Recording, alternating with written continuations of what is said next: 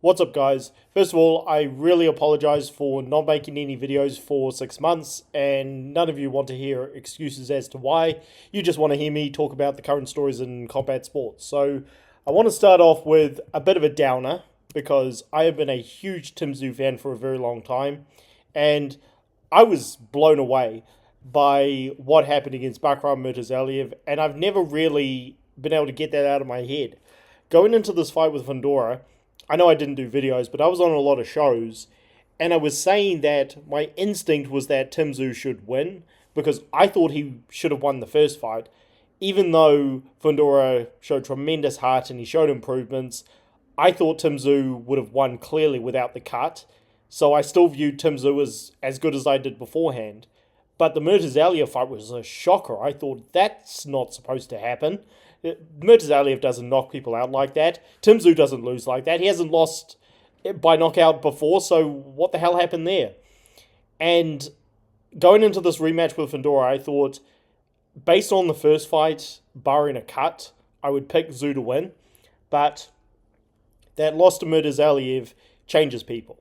So maybe he won't be able to deal with Fundora's reach and awkwardness, even though Fundora didn't look good in his last fight.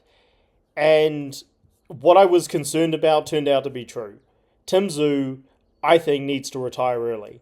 And I have no pleasure saying that, but it is what it is.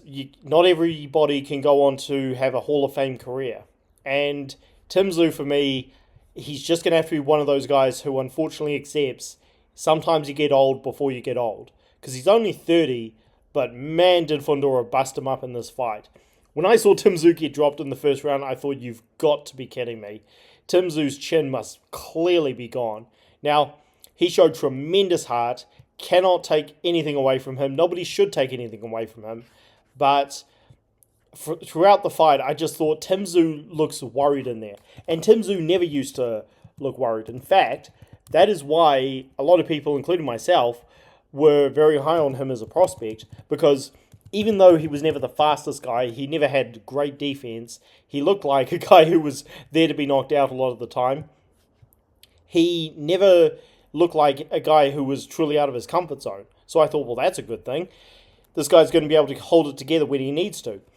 But the way the Murtazaliev fight had turned out, I think that's just shattered Tszyu's confidence, because even in his last fight against Spencer, a guy who was a clear cherry pick, but it was a cherry pick when he needed one, he still didn't look his old self. He looked a bit unconfident in there. He looked like he was almost expecting a big punch to hurt him. Like, sometimes when guys get knocked out, they can't get that memory out of their head, and it haunts them. They go through the rest of their career waiting and worrying to get knocked out again. Like, it happens to all levels of fighters. Like, one of the greatest fighters we've ever seen,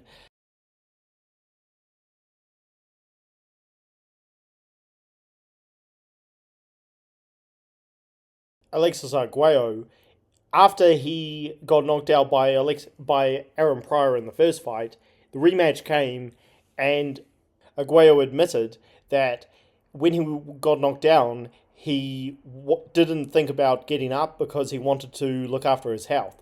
So he was worried, he was concerned after that first knockout defeat. And Tszyu here, even though he was fighting his way back into the fight after getting dropped in the first round, to me, it looked like he wasn't his old comfortable self. Like, Tszyu fought with a never say die attitude in the first fight, even though he spent 10 rounds not being able to see properly. So you can't question this guy's heart. This guy does not have quit in him. But here, the fire just wasn't there. And on top of that, let's get down to it, his chin is clearly compromised.